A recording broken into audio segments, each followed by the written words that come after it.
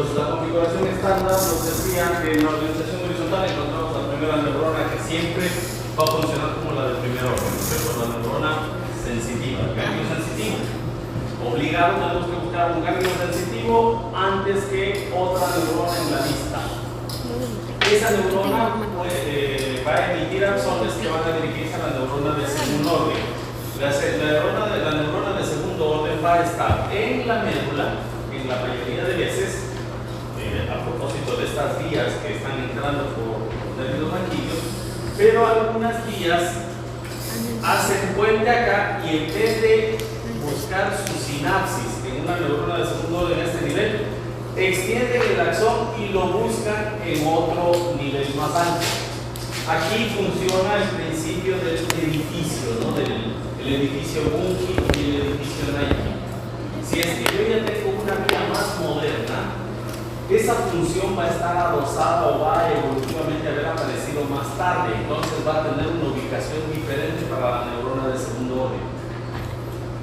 Por eso es que nos encontramos con que la vía del STF, si ustedes recuerdan, la que va por el sistema dorsomedial, tiene su neurona de segundo orden no en la médula, sino a nivel del bulbo raquídeo, en los núcleos de Gold y Burdash. Entonces, recordemos esos principios para ubicar a la neurona de segundo orden. Usualmente está en la médula, pero no necesariamente está ahí siempre. Estará en el centro de procesamiento de recepción de la sensibilidad ganglionar, lista para enviarla a la parte o el área de procesamiento suprasegmentaria. Y aquí tenemos la neurona del tercer orden que va a tener una ubicación suprasegmentaria. ¿Sí? Acuérdense que antes de que apareciera el diencéfalo, la organización suprasegmentaria, vamos a tener uno que le precedía. ¿Cuál era ese? El ganglio, el cerebro ganglionar, o el ganglio cerebral, el gusano, que tenía una representación en una estructura que sí mencionamos. ¿Cuál era esta? La formación reticular. ¿Ya? Entonces hay algunas neuronas del tercer orden que no van a terminar acá, sino en la formación reticular. ¿Ya? Entonces por eso tenemos que acordarnos de esos principios de organización vertical para saber dónde buscar o pensar en las posibilidades para ubicar a estas neuronas. Entonces lo estándar va a ser ganglio sensitivo o de la raíz dorsal, neurona del núcleo medular y neurona del diencéfalo, neurona talámica para la organización estándar. Y ahí va a haber variaciones dependiendo de lo longeva que sea esa vía, de lo primitiva que sea esa vía o de lo nueva que sea. Entonces, por eso mencionábamos a la formación reticular como asidero de una neurona del tercer orden en algunas vías muy antiguas y los núcleos bulbares, los núcleos en el tronco encefálico en vías que son más modernas. ¿Sí? Para la neurona de segundo orden. Aquí tenemos un listado, es el listado que saca el libro de Snell, pero que usted ya conoce, tiene que distribuirse en sistemas, ¿cierto? Sabemos, por ejemplo, que el sistema ventrolateral de TAP está formado por qué fascículos, doctora.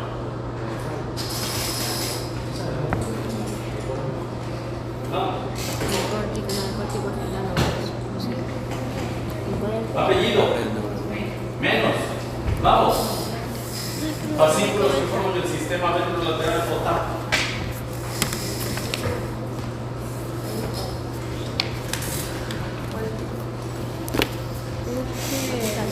Apellido. Menos. Fascículos que llevan la información de TAP.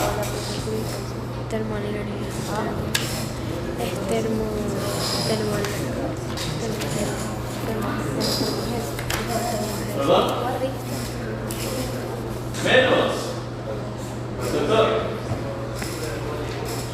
No. Doctora. Esos merengues, los espinotalámicos ventrales y Está bien. entonces, esos fascículos formaban el sistema ventrolateral y van a ser el referente de esta organización. Tenemos uno más moderno de la consensibilidad de crítica de TPP, ¿cierto? Que va a estar formado por ¿qué fascículos? Hollywood, de hecho. Doctora, a ver. Hollywood. ¿Sí? Más.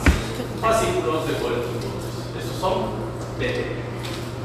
Una pregunta. Diga. En los fascículos de Hollywood también son llamados gráciles cuneiformes. ¿Estaría bien si le respondo gráciles cuneiformes? ¿Qué cree usted? ¿No? ¿Qué cree usted? Que sí. Entonces, ¿Vas a ver? me importa mucho lo que yo piense. Sí, estoy muy preocupado. No le importa, no le importa lo que yo piense. ¿Qué te dije? Creo que dije Si es que yo le digo ahorita, actores, todo lo que les acabo de decir es resultado de una manipulación cerebral en la Matrix, porque todos somos reptilianos. Que no me pone eso en el examen, tiene cero. Se le va a poner todo. Usted va a ser tan insulso que va a poner semejantes estupideces.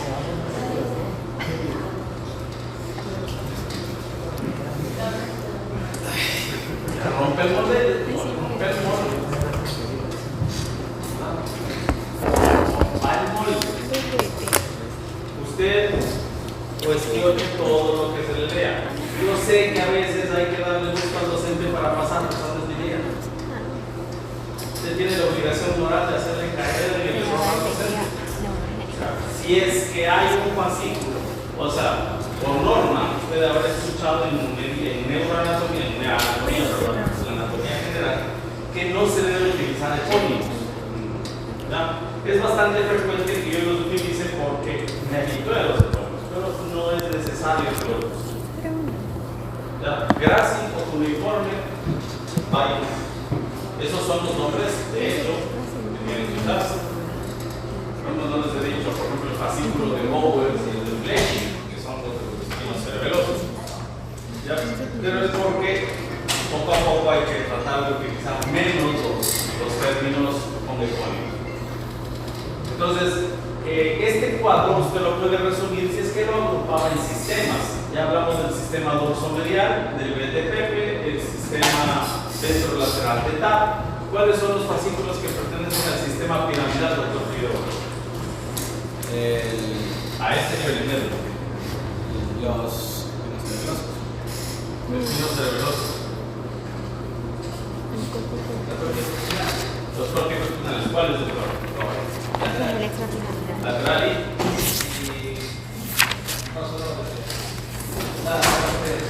lateral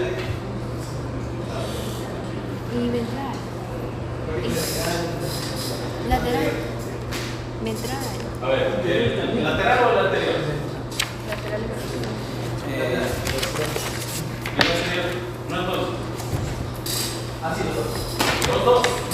El sistema piramidal está formado por fascículos córtico espinal lateral y el ventral, sino que van a fibras, a motoneuronas somáticas voluntarias diferentes. El anterior también se caracteriza por no ser decusado, descender sin decusarse. Se decusa en cada uno de los segmentos. ¿Ya? Mientras que el fascículo córtico espinal lateral ya sufrió decusación a nivel del bulbo. ¿Qué otros sistemas tenemos descendentes en la médula espinal, doctora? Fascículos que no sean piramidales descendentes en la médula espinal. Pertenecen a un grupo, ¿cómo se llama eso? ¿Qué sistema es el que no es piramidal? Menos, apellido. Debemos saber eso. A la agüita. El extrapiramidal. Ya, mencióname un extrapiramidal, doctor. El espino cerebeloso. El espino cerebeloso, perfectamente mal contestado. El córtico espinal. ¿Comentó? El rubro espinal, más. El necto espinal, más. Vestíbulo espinal lateral. Ya, el vestíbulo espinal lateral. Si es que el vestíbulo espinal lateral, el vestíbulo espinal lateral es del sistema extrapiramidal, el fascículo longitudinal medial, ¿cuál será? El córtico espinal ventral.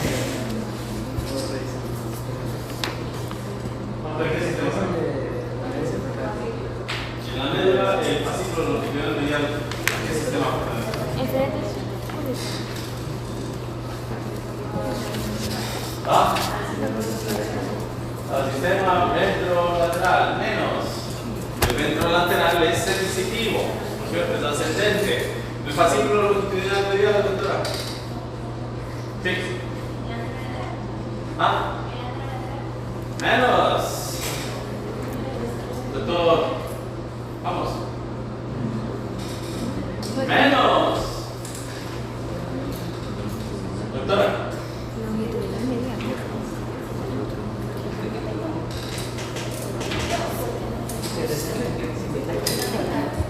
¿Ah? El estilo que tal, menos. Por lo tanto, le doy por varios. El fascículo longitudinal pertenece a un sistema de tronco que es el sistema oculomotor. Pero el fascículo longitudinal medial también cambia de nombre. ¿Sí? ¿Y ese a qué sistema pertenecería?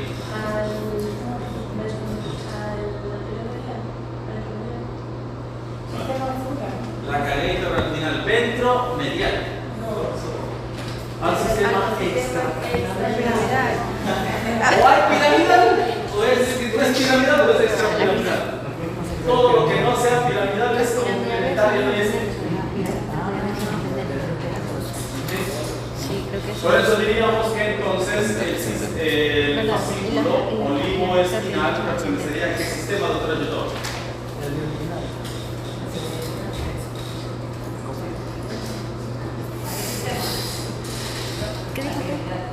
Al piramidal. El extra. El extra piramidal. Si no es cortico, es bien.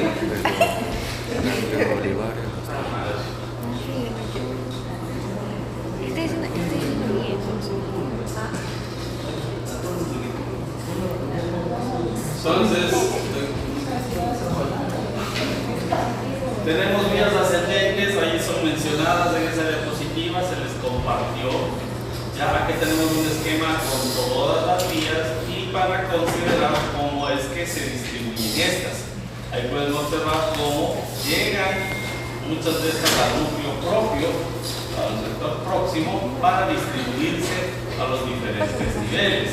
Doctora Pita, indíqueme, ¿dónde estaría la neurona de segundo orden del sistema de la propia sección inconsciente?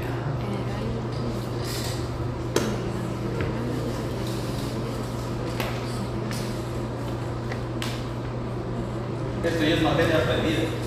Nadie me preguntó, o sea, yo ya lo sabía. Nadie me dijo, doctor, tengo dudas respecto a esta vida. Si no hay preguntas, está dado por entendido. Sí, eso es porque lo que dice Mario.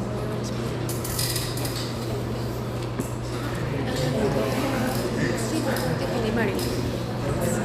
Ah, ya le digo. Bueno, por el núcleo de Sartre, claro. Más o menos cerca del núcleo, o sea, donde está situado el núcleo de Sartre, claro. ¿En dónde entonces exactamente estaría la neurona de segundo orden?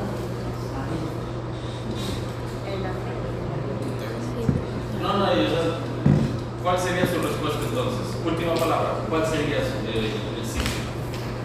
Donde está el soma de esa neurona que va a formar la vía cerebrosa. O sea, según yo, la esa estaría en la parte, o sea, en la parte superior. ¿En la parte superior? ¿De qué?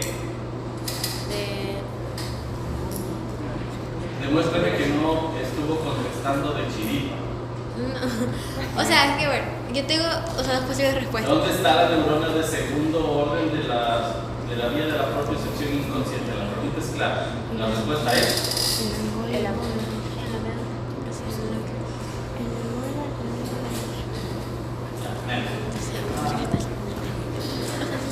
es claro. Por eso, claro, sí, es claro, usted no supo soportar la respuesta. Ya voy por diciendo. Cuando dijo, sí me dijo. Ah, qué malo, sí contestó. Sí, te toca. Ahora, si se demuestra que sí sabía, pues lo cuento, ¿no es cierto? Ok. Me quiero hacer pendeja. Ustedes esta diapositiva ya la supieron. Nosotros empezamos a abordar esto antes de que viniera la semana del tutorial. Ustedes ya tenían su poder del video, entonces repasó con fuerza todo lo que significaba la vía del dolor. La vía del dolor está representada dentro del sistema ventrolateral. ¿Por qué componente? ¿Por qué fascículo?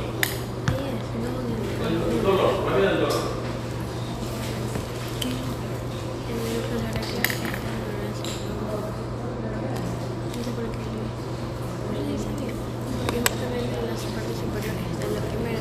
Y baja con la segunda y No.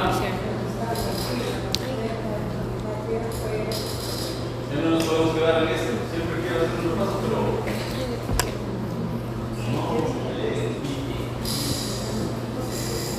¿Cómo puedo avanzar? Asumo que saben, pero no me lo dicen. Menos. ¿Qué dijo que? Doctor Aristóteles. El espino talámico lateral. ¿Qué cosa? El espino talámico lateral. ¿Ya? El componente de la termalgesia de la ramita cortada de apio que usted veía acá, ¿no? Acá se está bien representada la ramita de apio y está cortada. Ahí está el sistema ventrolateral.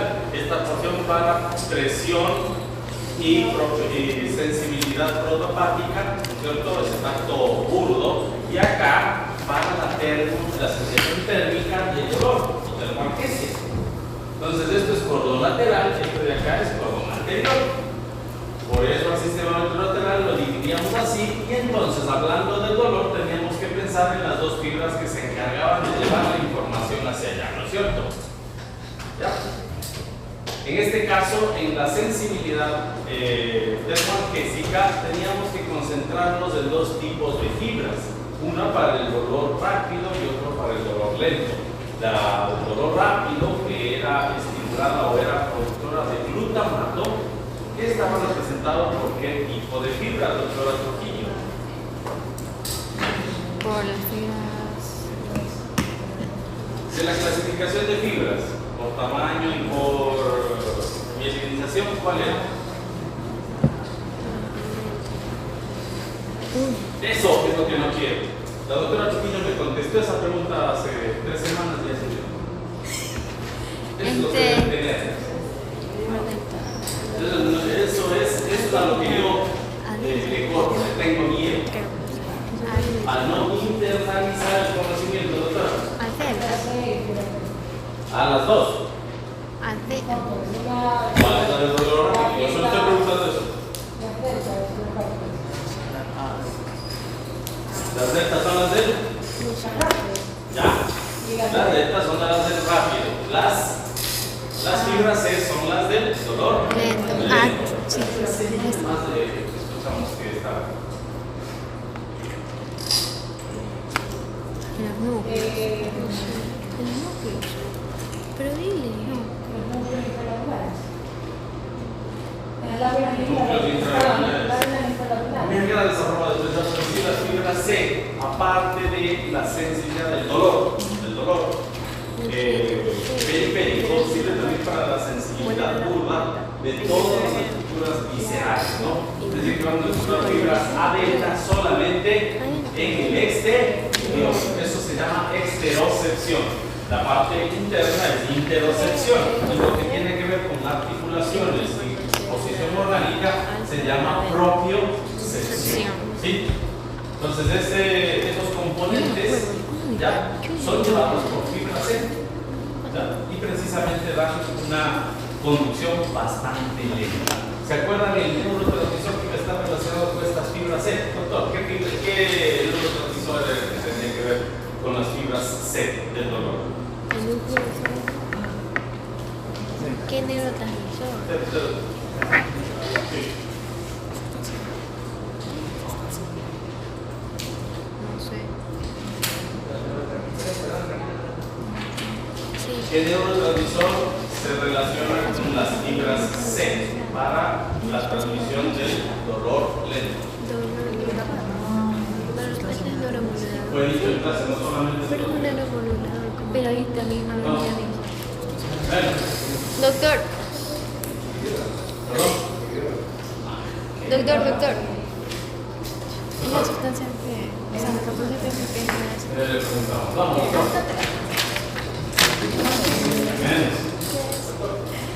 No sé si es ¿verdad? Metíme la mano de la sustancia P. ¿Cuándo? Doctora Trujillo, respuesta. La sustancia P que está en la. La sustancia Ya. el glutamato componente va a ir entonces en las fibras alénicas. ¿Ya? Aquí se da una situación para los que leyeron. Sí, y a propósito de esto, el dolor arranca por un proceso de nocicepción. La nocicepción tiene que ser diferente a la presión. ¿Sí?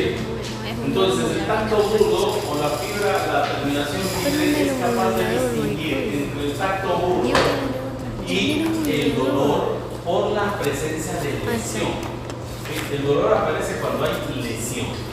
Entonces, ¿cómo se manifiesta la lesión? Con la ruptura de una célula que bota al exterior el contenido que más tiene. Y uno de los elementos más contundentes en el interior que es capaz de generar potenciales es el potasio. ¿Sí? Aparte de eso, hay otros componentes de su metabolismo, como el ácido láctico, y hay sustancias como la histamina, la radicinina, que son liberados en el medio por las células de reparación cuando inicia un estado de inflamación. ¿Ya? Todos esos componentes van a dejar instaurado un fenómeno de dolor porque son capaces de generar potenciales de receptor en esa fibra. Aparte de estos componentes, hay una situación que no creo que se menciona acá, pero que da lugar a un estado que yo le permito denominarle en el video la paradoja de la serotonina. ¿Quién me explica por tres más? La paradoja de la. Todo lo que se registra desde ahorita estamos corriendo ya el segundo parcial.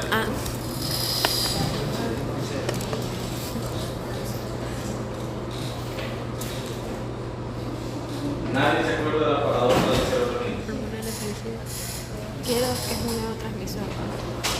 Paradoja. La serotonina también es producida por los mastocitos y por células inflamatorias o reclamatorias.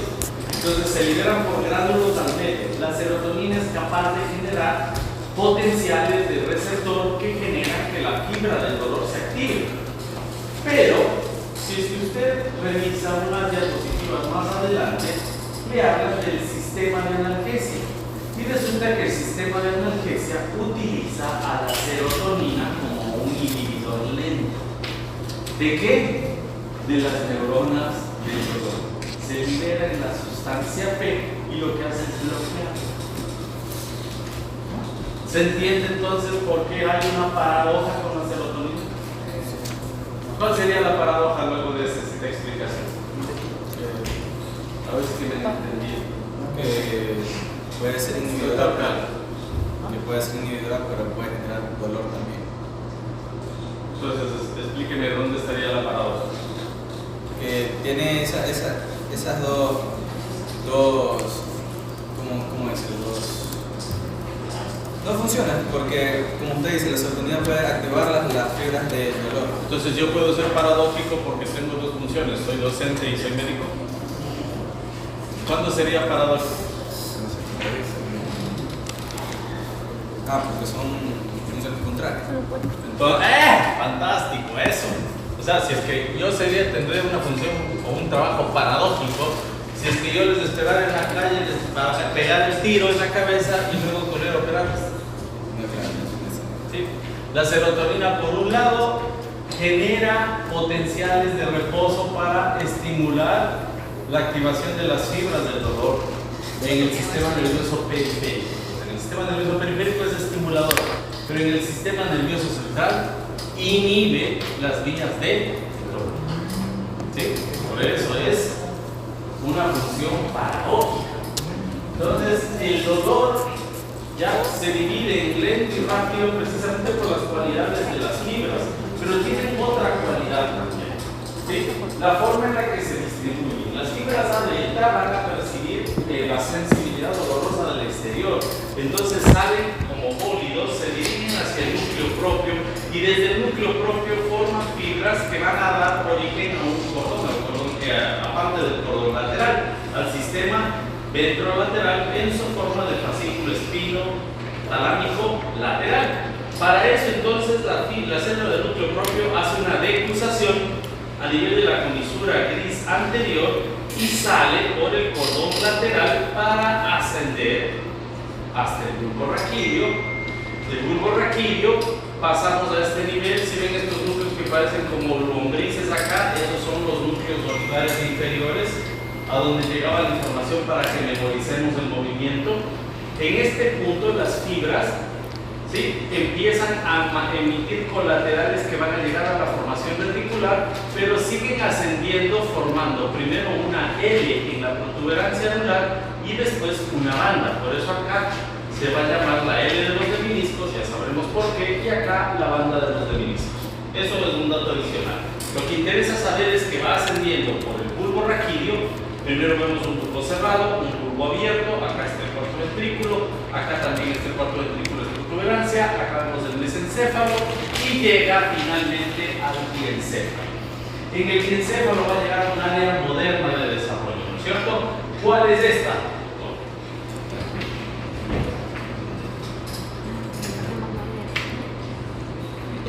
Solamente porque usted es muy sigiloso y no molesta al resto, no le saco de la clase.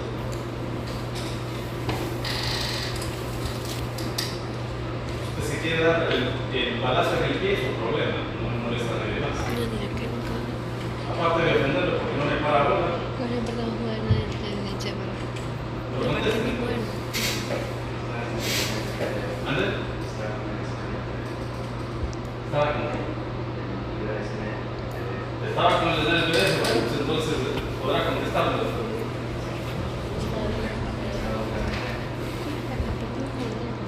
Busca que usted quede que eso no le va a funcionar.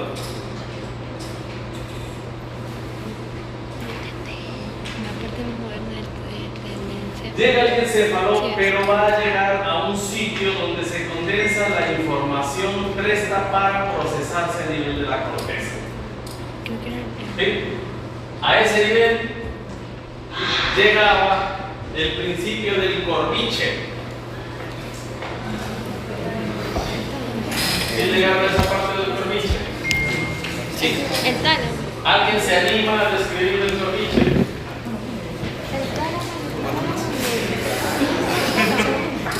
No, porque me da miedo. Pero no te vamos a dar puntos esa. No, porque me da miedo.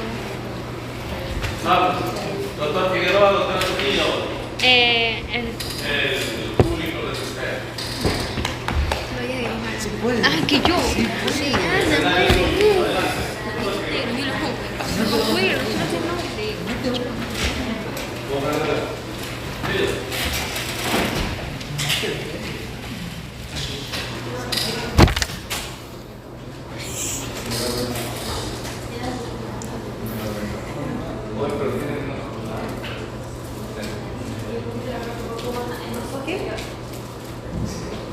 No sé. Pónganse de acuerdo con usted listo, nos explica.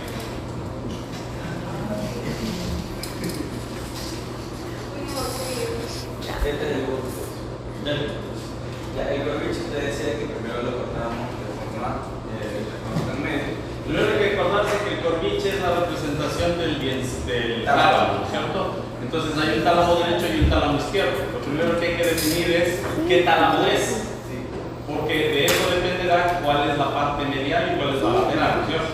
Entonces ubiquémonos, ya arranca. Y primero no, el primero era esta división. Estas dos divisiones que dividían al tálamo en tres partes, que era la parte delantera, central y dorsal y posterior. Ya, de ahí digamos que tenemos que dividir el tálamo en dos partes, que es una superior y inferior, si no me falla la memoria. Ya, de ahí tenemos porque aquí el corviche está de esta forma. Ahora tenemos que ponerlo de esta forma, de esta manera, para ver la parte central, para poder dividirlo de dos maneras, que es la lateral y la estaría aquí y de atrás. Sí. Ya. Ya. Entonces, ¿de qué lado estaría el ventrículo? el ventrículo estaría Tercer ventrículo. de la. Ya, correcto. Sí. Sí. Entonces, la parte que nos interesaría sería esta parte de acá, que es la ventral, que bueno, que está del lado de atrás. Entonces, ¿de qué lado está la porción rostral? ¿Dónde está la porción La rostral? porción- ¿Qué parte es dorsal? ¿Qué parte es ventral? Esta parte de acá es dorsal, ventral y Así que no se le conoce como Como a usted le gusta, depende de dónde le ponga la nariz al lunar. ¿Dónde le va a poner la nariz? Sí, va. esta es la ventral y esta. Ya. ¿Esa es la ventral? Ya. Ya. Para que vayan viendo por qué era importante las clases desde el principio. Gracias, doctor, por el espacio.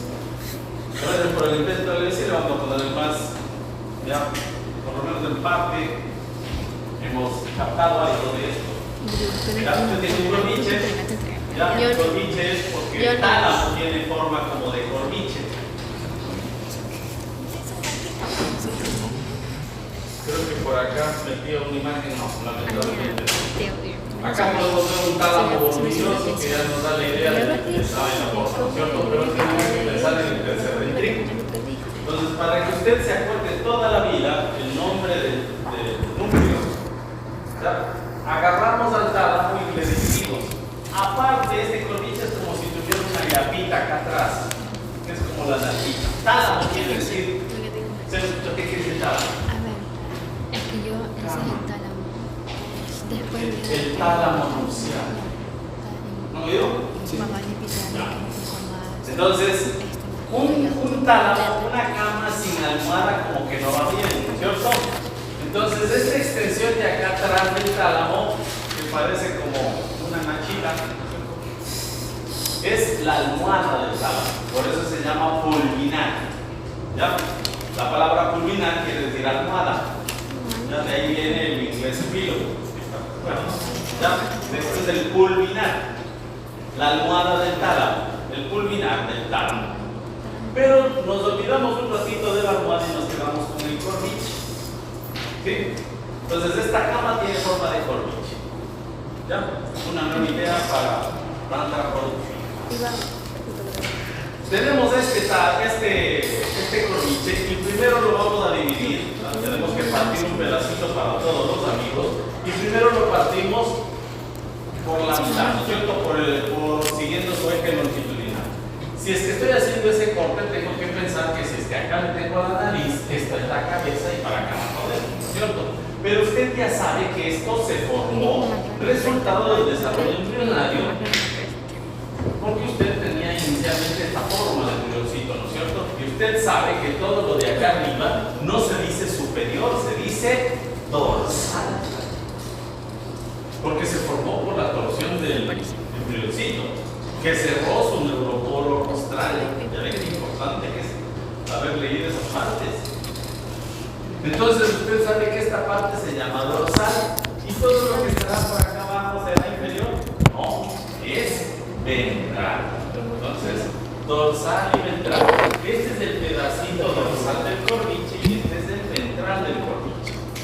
¿Sí? Después de eso tenemos que partir al corniche en tres partes, una porción anterior, una porción media y una porción posterior. ¿Sí? Después de eso tenemos que pensar en el corniche así. O sea, ya le voy a cortar, pero ahora voy a ver el corniche de frente. ¿Ya? Aquí está el ojo. ¿Ya? Aquí está el ventrículo y acá va el otro ojo. Entonces, esto de acá, lo que voy a hacer es dividirlo así. Voy a tener una porción lateral y una que mira el ventrículo que va a ser medial. ¿Sí?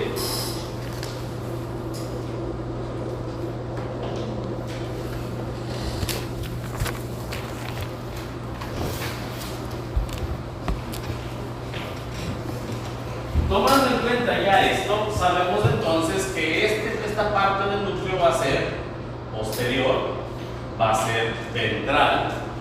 Y si es que le veo de acá, la que mira hacia el ventrículo será medial. ¿no es cierto? La que mira hacia el exterior será la lateral.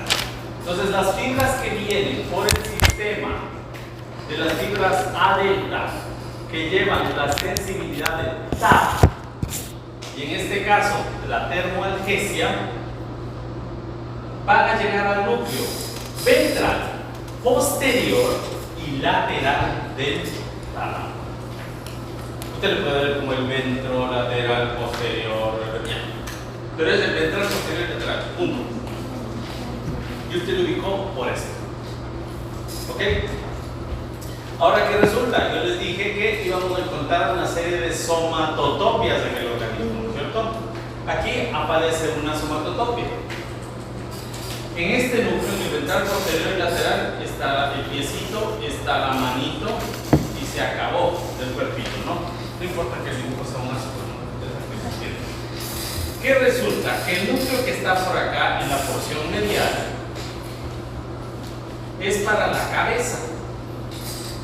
La cabeza lleva el dolor y la temperatura a través de un nervio craneal que es el trigemio. ¿Sí?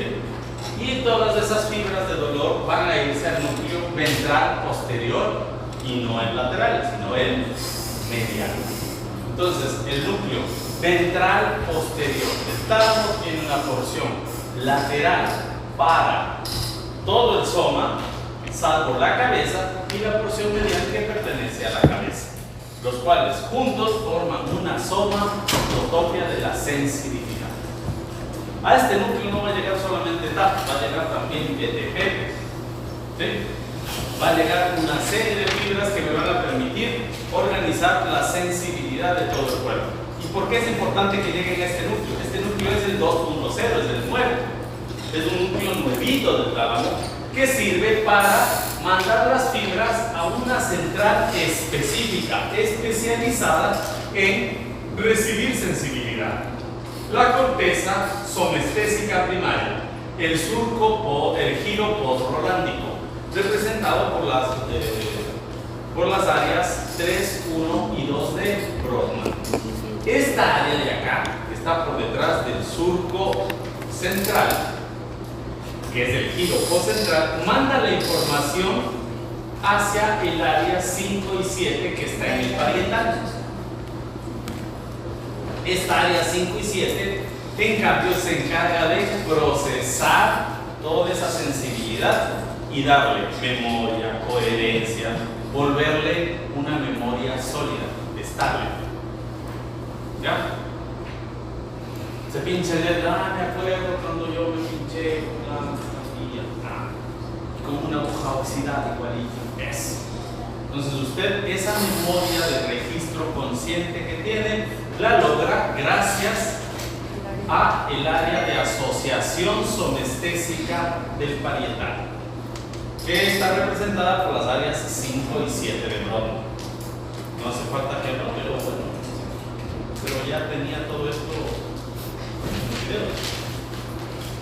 Todo esto está dicho en los videos. Estoy repitiendo punto por punto lo que ya se dijo en los videos.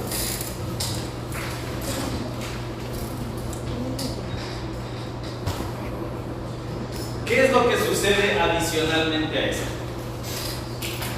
Que esta es la vía rápida, ¿no es cierto? La que se fue a esa área moderna. También va a haber fibras C que lleguen allá, por supuesto. Acordémonos que esta vía iba dejando colaterales. Entonces, lo que sucede es que a nivel de el sistema ventrolateral, concretamente del fascículo espinotalámico lateral, las fibras C se dividen entre las que van a llegar al núcleo ventral posterior y lateral del tálamo y las que son más viejitas, las que estaban ahí antes de las nuevas C reclutadas. Y las fibras C que no llegan a este núcleo van a hacer un relevo, decíamos que plantaban unas colaterales, ¿no? A la formación reticular. El tronco encefálico, que más o menos tiene esta forma visto de frente, lo vamos a ver la próxima semana en externa interna. ¿Ya? Recibían las colaterales. No tengo. Esta la se llevó usted. tiene John. Iba dejando las colaterales acá y esta formación reticular emite fibras que se van a los tálamos. Pero ¿a dónde se iban? Si es que estas fibras van a conectarse con la formación reticular, es primitivo, entonces se van a un área primitiva. Este corniche le vamos a poner la mayonesita, el atuncito, la por ahí, ¿no? Entonces le cortamos y le hacemos una lámina acá de mayonesa. Esta lámina de sustancia blanca en la mitad se llama lámina medular interna. ¿Ya? Y esta lámina medular interna tiene acá unos núcleos bien antiguos. ¿Sí? La zanahoria, el pescadito del tornillo. ¿Está ahí? Esos son núcleos antiguos, primitivos. Estos núcleos son los núcleos intralaminares que reciben a esas fibras C. Y esas fibras C son las que generan la activación visceral, la activación del dolor crónico, ese dolor que a usted le levanta. ¿Sí? ¿Y cómo logra levantar el dolor? Pues precisamente porque estas fibras no se van solamente a la corteza somestésica primaria. ¿A dónde se van? Se van a todo el cerebro. ¿Sí? Se distribuyen en todo el cerebro, especialmente en una área profunda que es la corteza del cíngulo, parte del sistema límbico. Esa corteza del cíngulo que está representada acá, miren, este es de aquí, de acá, no estoy viendo por dentro del cerebro. Esta corteza de acá es la corteza del cíngulo. Esta corteza usted leyó o vio en los videos de embriología, es el arquipálido o corteza primitiva. Y esa corteza primitiva es la que le permite a usted responder de forma instintiva. Así que buscar ayuda o alivio instintivo es porque se activó esta corteza. Esta corteza también tiene que ver mucho con su estado emocional y anímico. Por eso es que cuando usted tiene dolores crónicos se debilita por depresión. ¿Ya? ¿Un dolor crónico puede generar depresión? Por supuesto, por estímulo de esta área. ¿Para qué ha servido entonces estas fibras de los núcleos intralaminares? Para activar su corteza en forma difusa, encenderle como árbol de Navidad y que usted se despierte, se ponga alerta ante un dolor que puede generarle un daño permanente o comprometer su vida. Dicho esto, entonces, ¿cómo se defiende el organismo para controlar el estímulo del dolor? Puede provocarle una activación tal que aparte de despertarle le genere depresión, puede provocar daño. Acordémonos que hay un dato acá. Sí fue mencionado en la otra ocasión, esta vez no lo dije. Las fibras periféricas del dolor tienen escasa adaptación. ¿Qué quería decir eso? Una fibra altamente adaptada que hace. Una fibra adaptable. Un droguivo es adaptable. Ok.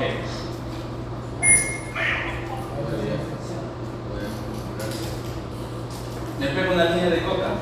Chévere. Suficiente para mí. Primera vez que me pegaron y se me saturan los receptores para cocaína, ¿cierto? Entonces yo me pongo loquito. Después de esa línea, si es que yo soy un consumidor frecuente, ¿va a ser suficiente? No. ¿Por qué? Porque mis receptores se han adaptado, ¿sí? Empiezan a aparecer más receptores por la demanda de estímulo que está generándose con el consumo de cocaína. Eso no hacen los terminales, o mejor dicho, las fibras nerviosas en el sistema nervioso central. De rato que se disparan, ya el siguiente disparo es como el primero, ¿sí? Entonces, ¿qué tengo que hacer para que esa fibra deje de disparar? Eliminar el estímulo nocicetivo, el estímulo doloroso. Entonces, si es que está estirado mi periósteo porque me fracturé, ¿qué tengo que hacer? Reducir la fractura para que el periósteo no se distienda más y alivie el dolor. Si es que estoy como una astilla, ¿qué tengo que hacer para que me pase el dolor? Sacar pastillas. ¿Sí? Si Si es que hay un absceso que está generando presión, dolor, inflamación y constante lesión celular, ¿qué tengo que hacer? Eliminar el absceso. Y ahí pasa el dolor. ¿Ok? Entonces, ¿qué es lo que sucede con estas fibras? Ante una escasa adaptación, me enfrento a la necesidad de crear mecanismos que alivien el dolor o lo contrarresten para que no se vuelva un circuito persistente.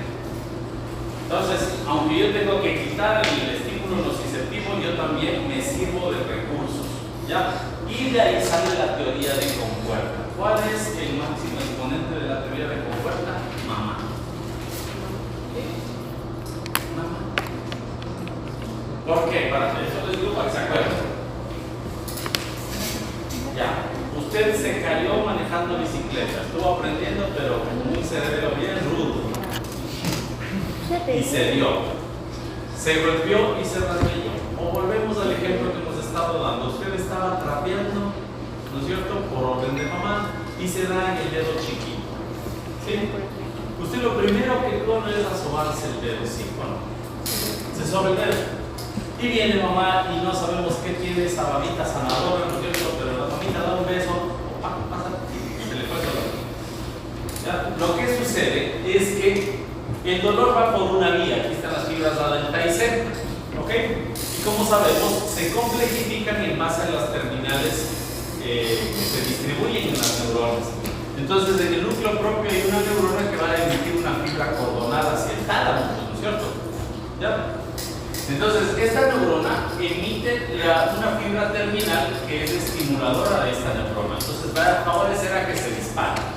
Pero como bien sabemos, en el sistema de las células intercaladas hay células Golgi tipo 2 que están aquí metidas protegiendo o regulando la función de las otras. Entonces hay células inhibitorias que lo que van a hacer es bloquearle a esta neurona. Díganme. Ahí entra lo que... Vaya al grano. Ahí entra la serotonina, ¿no? ¿Perdón? La No, serotonina. todavía no. ¿Todavía no? No. Ya.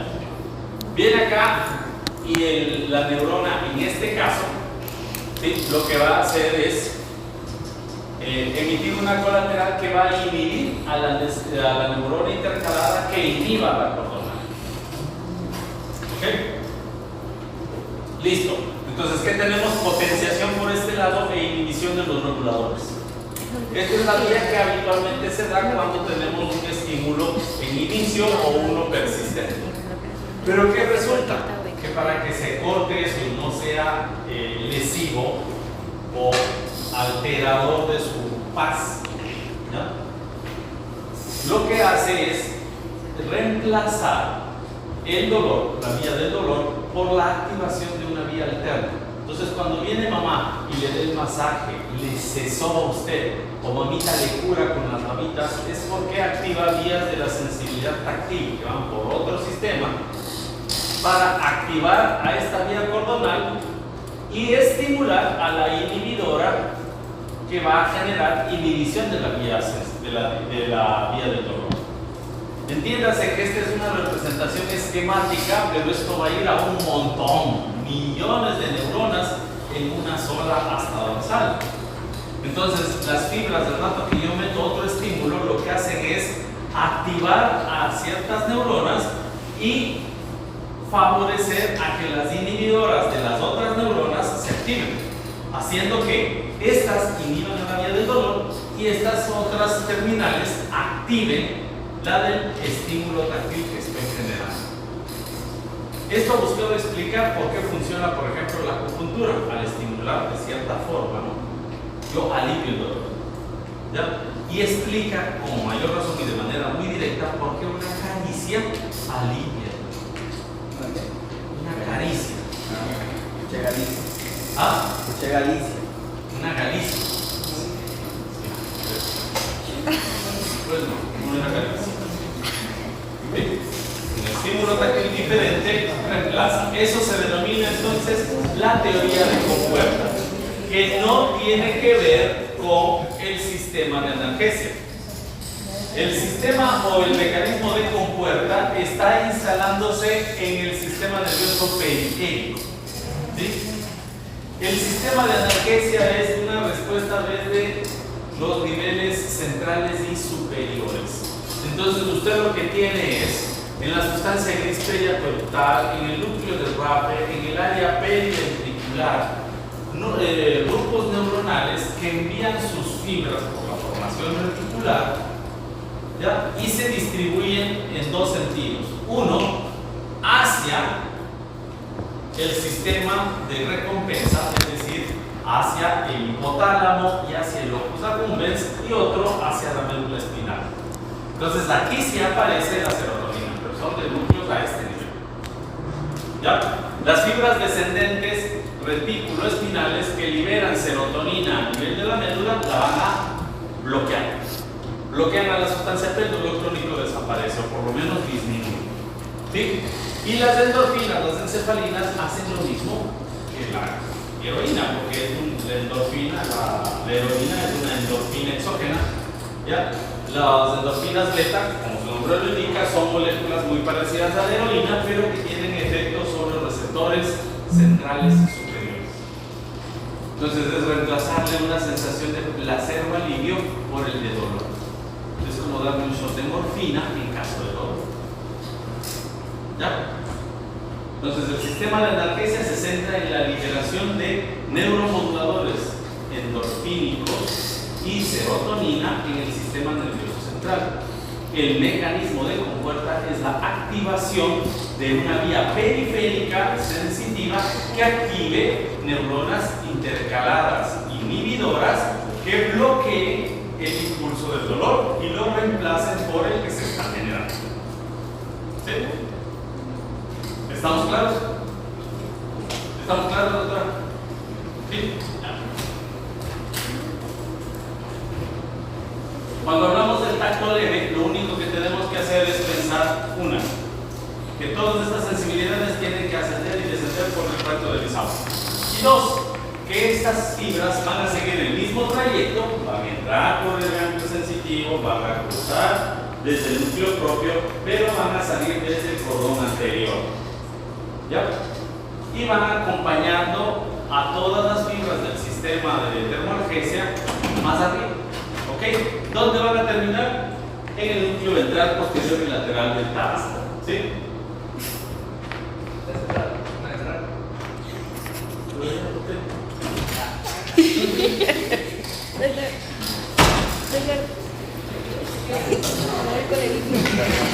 Tengo una pregunta. Por ejemplo, usted dijo sobre cuando, que es la diapositiva anterior, sobre la serotonina y todo eso. Digamos que una persona que ha sido operada en el mismo tiempo tiene, de diferentes razones, le tienen que suministrar cierto medicamento. ¿Qué pasaría con eso? O sea, es que... ¿Qué pasaría con eso? O sea, ¿qué pasaría? Porque usted dijo que... El sistema de analgesia se activa como un medio natural de regulación del dolor. Ya. ¿Sí? Usted cuando activa un analgésico, ya puede suponer, si es que, a ver, si a una persona es...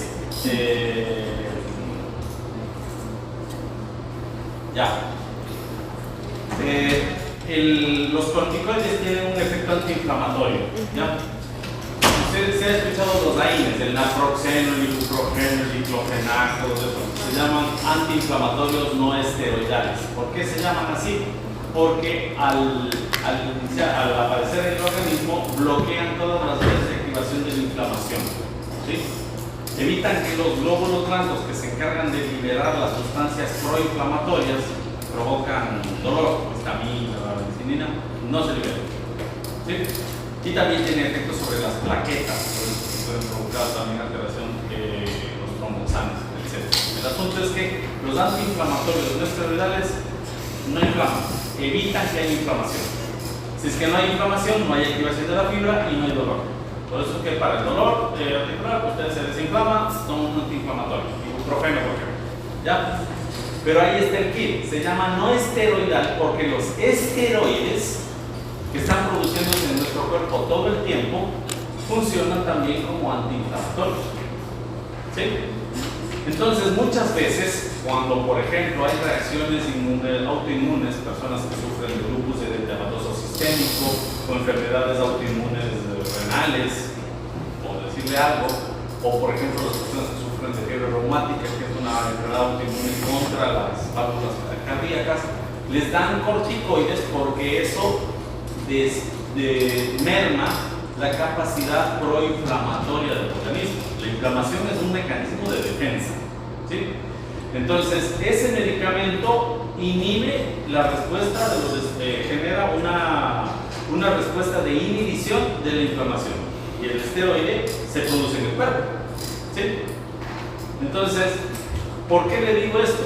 Porque si usted me pregunta qué efecto va a haber en el sistema de analgesia o en el bloqueo del dolor si es que una persona recibe múltiples analgésicos, todo será en proporción de cuál sea el efecto farmacológico de esa sustancia.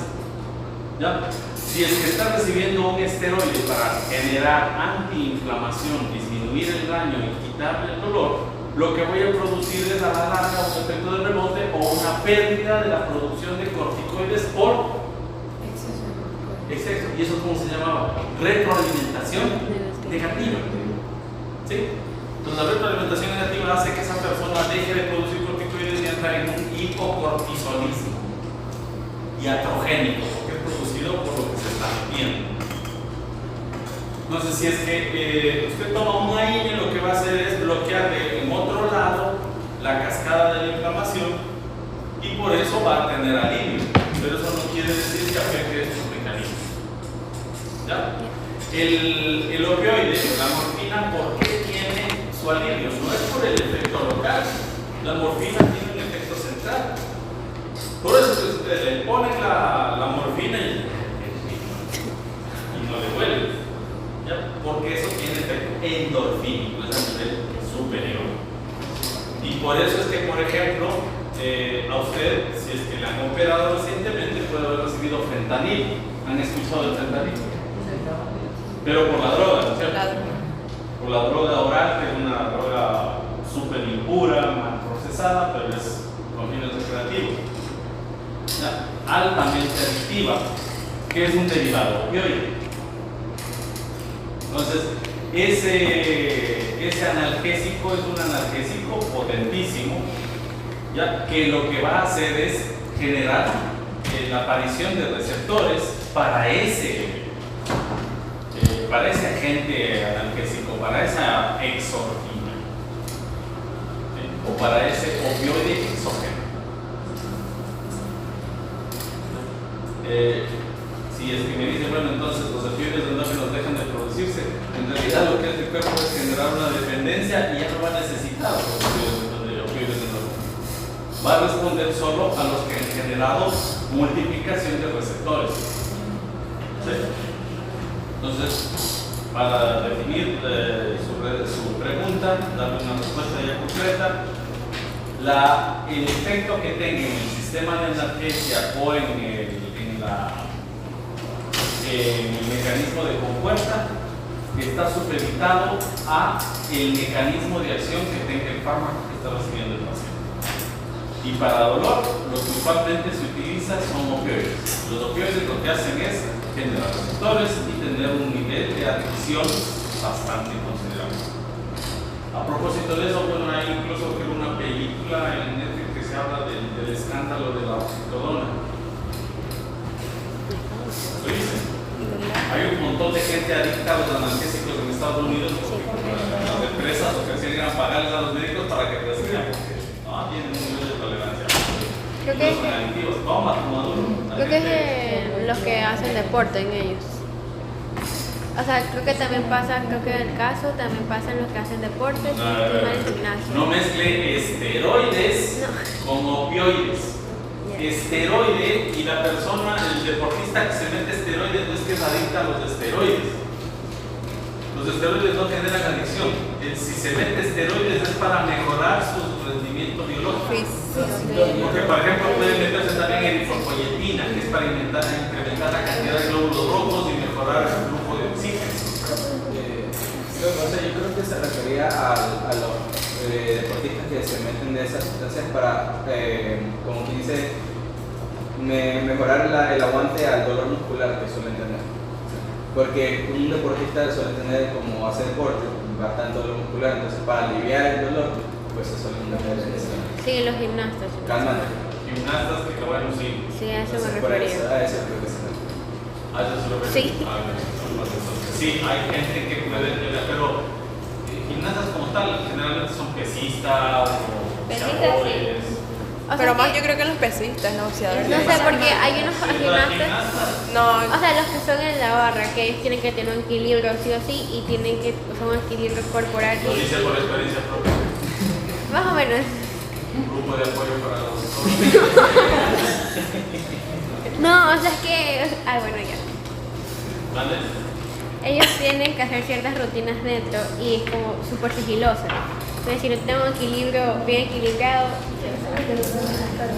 Equilibrio bien equilibrado. O sea. está bien, está bien, está bien. Es que no sé cómo decirlo. Pero sí, yo te voy a dar nunca de un ritmo.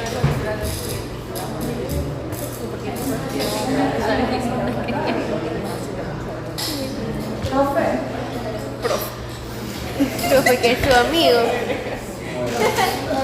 Sí,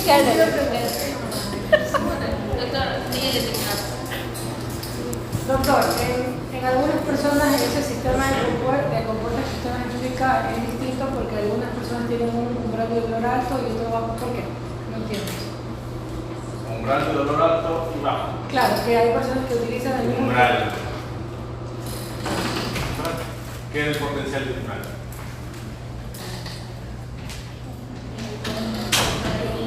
Es un dolor que se puede soportar. ¿Qué es el potencial de umbral del corazón?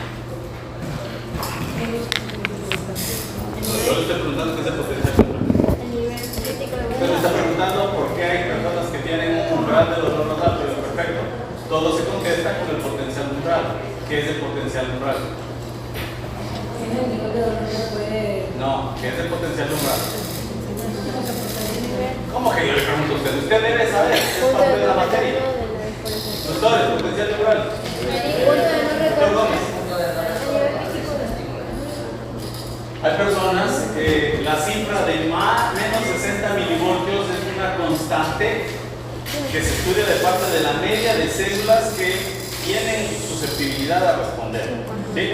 Pero hay situaciones como el grosor del tejido conectivo, la distribución de las fibras, de las terminaciones libres, ya el sitio del cuerpo por la presencia de ciertos receptores en mayor cantidad que hacen que la sumación y la facilitación hagan que ese potencial umbral sea factible a menos 60 milivoltios o a menos 56 o a menos 62.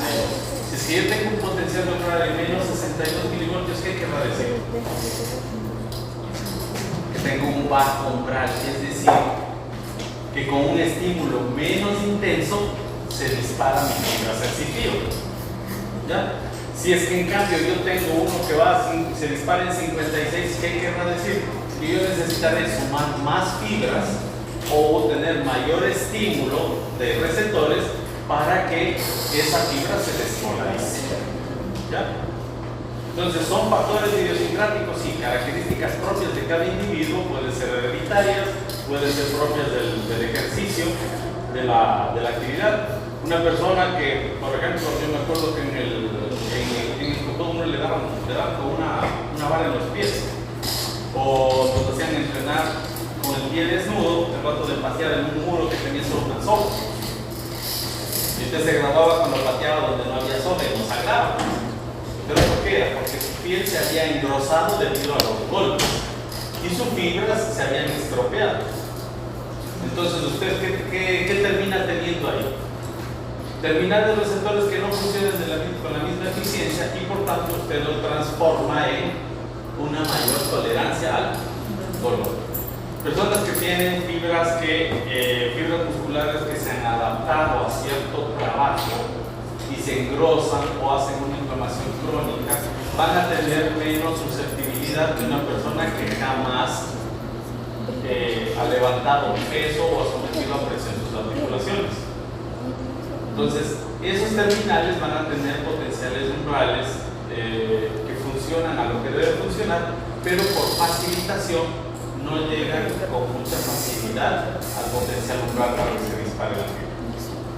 ¿Ya? Lo que sí va a suceder con una persona virgen de estímulo. De estímulo.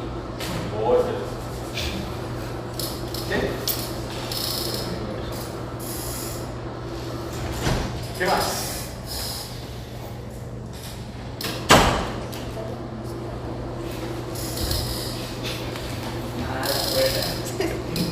Para mayor información vamos a pedir a la doctora que en la próxima clase nos hable un poquito más acerca del umbral del dolor en las personas con resistencia al dolor. Y va a profundizar un poco en eso. ¿Qué más? Bueno, tenemos a las 4:15 la clase, tenemos todavía algunos minutos. Entonces miren que la sensibilidad epicrítica tiene un salto del que teníamos en las fibras anteriores, y lo único que cambia es que la vía, una vez que entra la fibra, el axón aferente ingresa, la axón aferente ingresa directamente al cordón posterior y asciende formando el fascículo de Boli-Goodrich hasta llegar al bulbo donde se encuentra con los núcleos de Boli-Goodrich. ¿Dónde estaba la neurona de segundo orden? Ubicada a nivel del bulbo, no estaba en la médula espinal. De ahí se va a dar un fenómeno que también sucede a nivel de las fibras del sistema ventrolateral. ¿Recuerdan cuando se les habló de que era un lemnisco? Para que se acuerden, el lemnisco con el basilisco. Nosotros somos de Harry Potter. No saben qué es. Sí, sí, sí. Ya, lemnisco. ¿Qué es un lemnisco?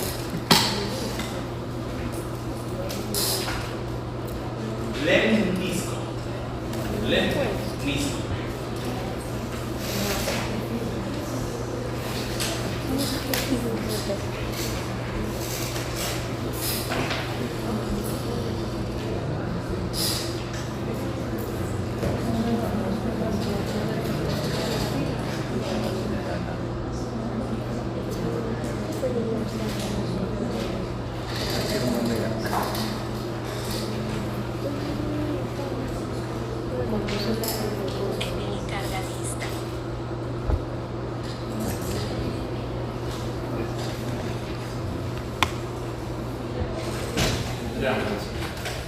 Etimológicamente usted va a encontrar que los lemniscos son las vías de la sensibilidad, pero no es tanto así porque hay otros lemniscos que aparecen a niveles más altos.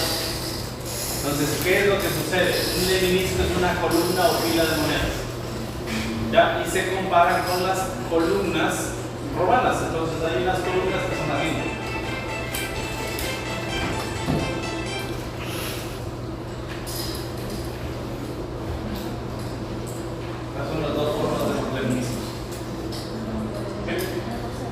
También en semipesadas, medias gorditas que tienen esas filitas de acero ¿ya?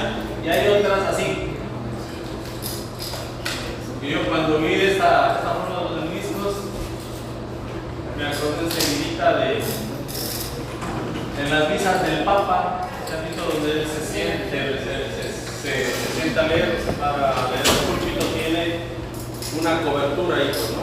En la Basílica de San Pedro. Y las columnas tienen esta forma. Entonces, cuando las fibras en el sistema nervioso ascienden formando espirales como estas, o se apilan como monedas, así, toman el nombre de lemniscos. Entonces, ¿qué es lo que sucede? El sistema. Mira que me ponen imágenes porque puse a buscar inteligencia artificial de lemniscos. Pero miren, acá.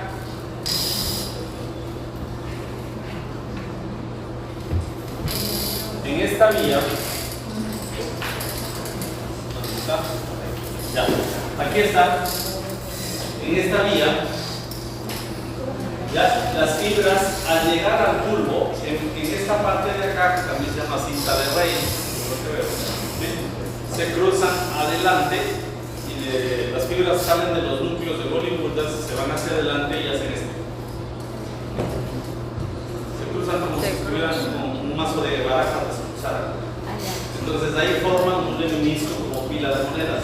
Y eso después de cruzarse, hacen una decruzación y siguen subiendo, formando una pila, una columna. Entonces de esa columna de fibras que se han puesto como pinchas, ya, o como barajas, ya toma el nombre del menisco porque es una columna apilada así. ¿Sí? Doctora Salas, ¿comprendió? ¿No? ¿Por qué no? Pregunta. Tengo que esperar a que me pongan tiempo para saber quién ha entendido. Ya. A ver, lo de los meniscos sí entendió, pero lo del último que eran los meniscos no. Suben las fibras, ¿no es cierto? Llegan a un núcleo acá. ¿Sí? Entonces estas fibras van a mandar las fibras hacia adelante, ¿ok? Y el rato que se van poniendo las fibras hacia adelante, hacen unas pilas de monedas acá. Hacen unas banditas acá y las fibras se van poniendo. Voy a ponerles por acá para que puedan ver. Como que una fibra llega al núcleo, viene la otra fibra, llega al núcleo y se decruzan así. Viene otra fibrita así, viene otra fibrita así, viene otra acá, viene otra acá, viene otra acá, viene otra acá, viene otra acá.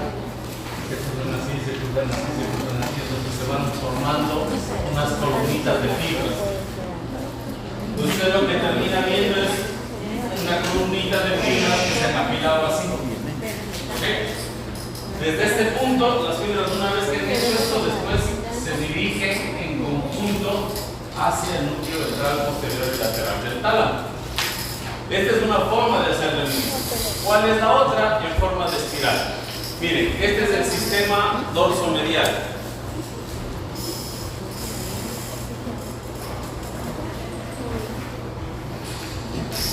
A ver, acá tenemos el sistema de la sensibilidad protopática. Miren, estas fibras subían así nada más formando un fascículo. Pero el punto de referencia es este aquí en la oliva. Aquí las fibras dejan de llamarse sistema ventrolateral y toman un nombre porque toman esta disposición. Las fibras empiezan a ser espiral y ya no se llaman sistema ventrolateral, sino lemnisco espinal. ¿Sí? Entonces el lemnisco espinal es el conjunto de fibras del sistema ventrolateral que a la altura del núcleo olivar forman una espiral para seguir ascendiendo. En todos los casos es a nivel de la oliva. ¿Perdón? En todos los casos es a nivel de la oliva. En todos los casos. En el caso del sistema ventrolateral, a la altura de la oliva, las fibras toman esa forma y desde ahí ya se llama. ¿Sí?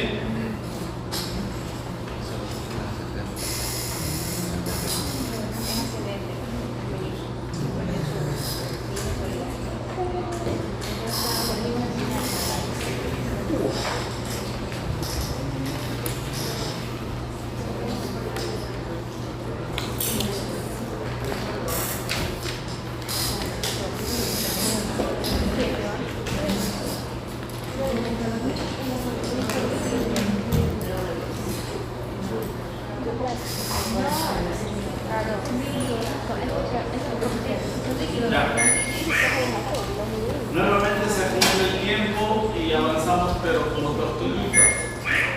Entonces, la idea era que usted revise, estos datos son los que usted le va a servir y le exime o le libra de problemas después de las siguientes materias. Hay muchas cosas que tal vez usted no se acuerde bien, de algún componente del techo del tercer ventrículo o de la quinta pared no la cuarta pared de Delfos, sino la quinta pared del encéfalo, los elementos que pueden formar ahí, o las vías que crucen por el segmento supra o inframarginal de la cápsula interna. Ya. Pero este tipo de cosas, la fisiología del dolor, las vías de la termalgesia, las vías protopáticas, por Dios, préstenles atención. Yo no puedo ser el gestor de su atención. Yo no soy nada más que un vil comunicador. Si es que mi metodología no ha resultado con ustedes, pues no se tire, repito, no se pegue el disparo en el pie. Y voy a terminar esto con algo que les dije también a los estudiantes de biología. Creo que ustedes que les dije, pero bueno, ahí no. ¿Se acuerdan de una ocasión que hubo antes ustedes deben haber estado en el colegio, cuando salió en redes un docente que fue denostado porque le dijo bájame la voz a un estudiante y le boteó en una clase virtual?